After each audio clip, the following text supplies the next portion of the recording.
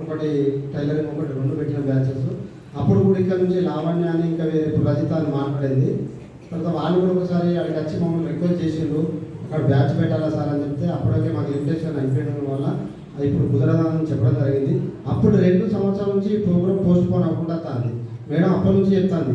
తర్వాత అప్పుడు ఉన్నటువంటి డైరెక్టర్ మాధవ్ మేడం ఉండే, అప్పుడు కొంచెం కొన్ని కారణాల వల్ల ప్రోగ్రామ్ డిలే అయింది.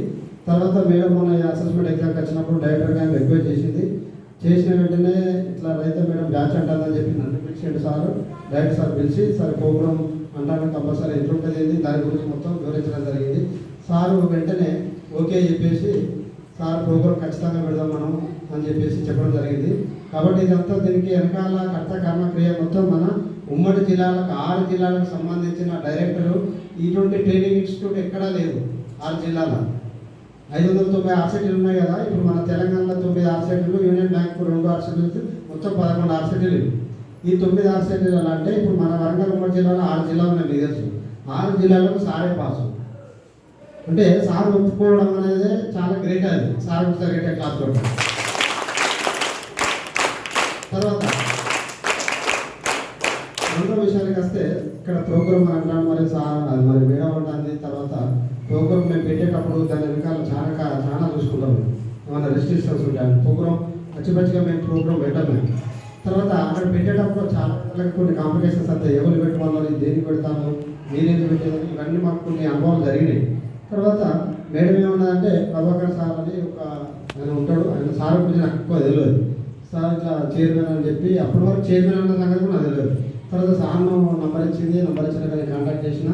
సార్ కాంటాక్ట్ చేసినాక సారు తో మాట్లాడడం జరిగింది. సార్ చాలా సానుకూలంగా స్పందించాడు. సార్ పెడతాం సార్ అట్లా ఇట్లా అని చెప్పడం జరిగింది. తర్వాత చెప్పడం కాకుండా తర్వాత అప్లికేషన్లు హన్మకొండకి వచ్చిన ఒకసారి హన్మకొండకి వచ్చిన నేను స్వయంగా ఇన్స్టిట్యూట్కి రమ్మన్నా సార్ బిజీలో వల్ల రాలేదు. ఒకసారి డైరెక్టర్ సార్ గారితో కూడా మాట్లాడాలని చెప్పడం. తర్వాత అప్లికేషన్స్ ఉంటే నేను యూనివర్సిటీ కార్డు అందించడం జరిగింది. తర్వాత అప్లికేషన్ తీసుకొని సార్ మొత్తం ఇక్కడ ఏటున్నర ఉన్నటువంటి మొత్తంలో స్ప్రెడ్ చేసేసాడు. ఎట్లా చేసిందంటే నాకు అప్పటి వరకు ఇంత నెట్వర్క్ ఉన్నదన్న సంగతి నేను ఎవరు, ఎందుకంటే సార్ ఒక యూట్యూబ్లో ఒక వీడియో చేశాడు. అది ఇక్కడ చైర్మన్ ట్రస్ట్ చైర్మన్ అంటే మేము ఎక్కువ ప్రిపేర్ చేయడం, ప్రైవేట్ ఆర్గనైజేషన్ మేము ఎక్కువ ప్రిపేర్ చేయడం బ్యాంకు, ఎందుకంటే బ్యాంక్ అంటే మీకు తెలుసు. తర్వాత ఎక్కడైనా మేము ఎవరితో సహకారం తీసుకున్నట్టే డిఐడే వాళ్ళతోటి, తర్వాత అట్లా వాళ్ళతోటి మేము బ్యాచింగ్ చేస్తాం. తర్వాత ఎన్జిఓలు కానీ తర్వాత ఈ ట్రస్ట్ ద్వారా కానీ ఎప్పుడు కూడా ప్రిపేర్ చేయం. సార్తో సార్ కూడా చాలా బాగా స్పందించాడు. ఇప్పుడు సార్ ఏం చేసాడు, ఒక యూట్యూబ్లో దీని గురించి ఈ మొత్తం చూపించాడు. ఇక్కడ ఈ ఫంక్షన్ హాల్ మొత్తం చూపించాడు.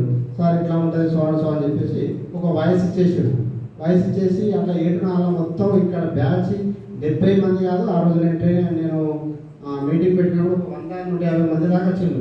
చాలామంది కూడా ట్రైనింగ్ ఆసక్తి ఉన్నారు. తర్వాత కొంతమంది ఏజీ పరంగా తర్వాత వేరే పరంగా చేయడం జరిగింది. తర్వాత 70 మంది అంటే 70 మందిని ఇక్కడ కూర్చుంటే పెట్టిన ఘనత ఎవరిది అంటే because of only Prabhakar sir.